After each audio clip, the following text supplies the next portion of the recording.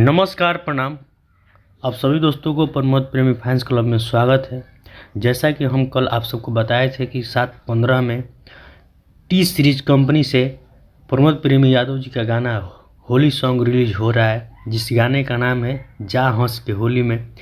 तो फाइनली आप सबके बीच में ये गाना रिलीज हो चुका है।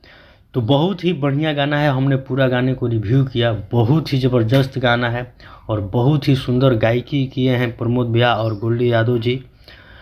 और इसमें एक्ट्रेस की काम की हैं जो शिवानी सिंह, बहुत ही लाजवाब है। बहुत बढ़िया गीत है कि छोड़ देत बानी घास के जा हंस के।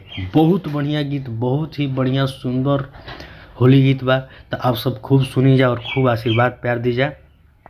प्रमोद भैया के ऐसे ही सपोर्ट करते रह जा और गाना के खूब सुनी जा। जय हो, जय भोजपुरी समाज।